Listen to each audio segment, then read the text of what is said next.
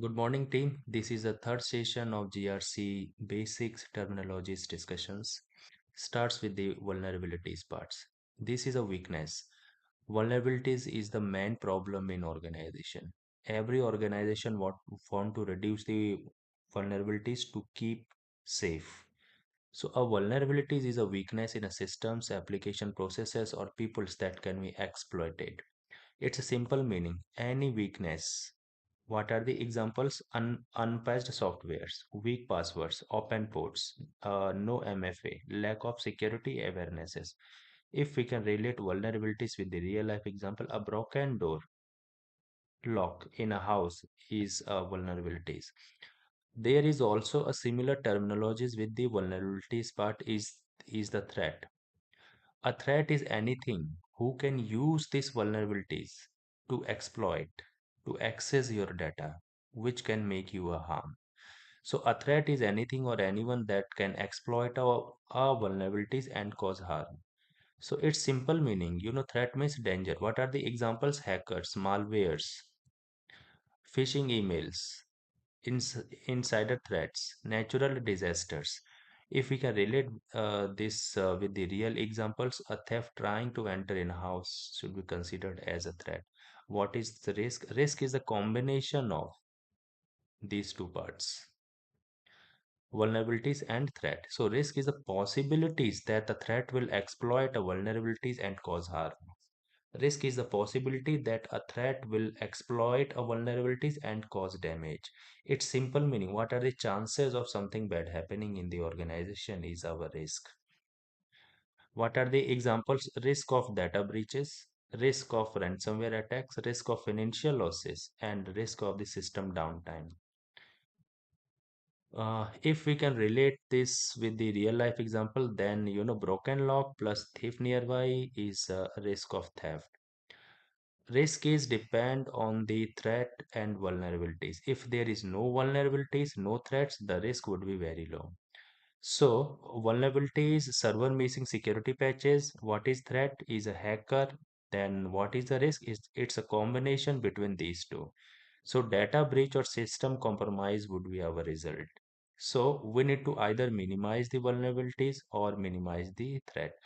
It's better if we can see this, I mean, threat we cannot minimize because uh, this particular, threat would be external party, like, external hacker and all. But minimizing the vulnerabilities is in organization hand. So we need to ensure the GRC team to ensure that yes, vulnerability should be low so that our risk of data breaches or data compromises should be minimum. What is information security? Information security is a practice of protecting all informations, regardless of how and where it is stored. Protecting of all informations. Okay, what it protects? Our digital data. It may be in either files form, databases form, or email forms. It may be in physical data, maybe in paper documentation and paperworks. It may be our verbal information, for example, minutes of meeting, phone calls, and storage devices like USB hard drives and laptops. IT examples are locking file cabinets, access control or confidential documents, data classification, public confidential and clean desk policies, encryptions, data stored on the laptops. What is a real life example? Locking important documents in a cupboard is a information security. So, how to protect our informations? It's information security's responsibilities. Protecting all information of data in organization is called information security part. But cyber security is another term which is a part of the information security. So cyber security focuses on protecting digital systems, networks, and data from cyber attacks. This one, protecting informations from hackers and online attacks.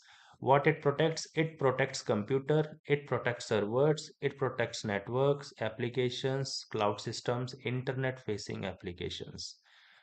Or IT examples are, firewall, AVs, SIM, protecting from malware, phishing, and ransomware. Installing security cameras and alarm systems to stop thieves is a cyber security. But what is the key differences between these two?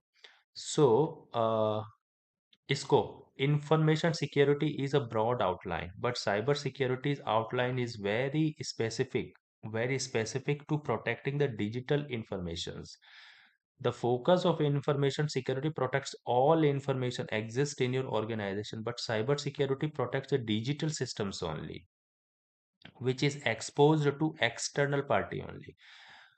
Information security covers digital, physical, and verbal data, but cybersecurity only covers the digital data and systems. This part is very important. Information security covers digital, physical, and verbal data, but cybersecurity covers only digital data because cybersecurity deals with the external threats only. Study of attacks. Examples, information security, we have policies, we have file logs, we have data classifications, for example. But cyber security comes under firewall, AVs, and monitoring tool. This example is very important. In information securities, we have policies, we have file logs, we have data classifications, but in cyber securities, we have firewall, AVs, and monitoring tools. Relation between information securities and cyber security. So cyber security is a subset, is a part of the information securities. All cyber security is information security, but all information security uh, are not cyber security. In interview, we need to explain information security protects information in all forms, but cybersecurity protects systems data from cyber attacks. Next is very important from the control point of view. What are the preventative controls? The preventative controls are designed to stop incidents from happening in the first place. Uh, the uh, the main task of preventative control is stop the problem before it's happening. So strong passwords, MFA implementation, firewall, AV, access control, least privileges, secure configurations, and patching. The purpose of preventative control is to stop the issue with the help of the applied controls. Examples are locking the door of your house to prevent the theft is a part of the preventative controls. But in detective controls, make alerts. If you can see, detective controls are used to identify and detect incidents after they occur. Find out what happens. Example, log monitoring, SIM alerts, intrusions, audit log, CCTV, FIM, file integrity monitoring. Real life examples are CCTV camera capturing a thing. So detective control means what? Any issues detected by our applications. What are the applications? These are the applications. What are the corrective controls? Corrective controls are used to fix issues and restore systems after an incident has occurred. Its simple meaning, fix and recover. What are the IT examples? Incident response, applying patches after a security incident, password reset after compromise, data restoration from backups, malware removals, disciplinary actions.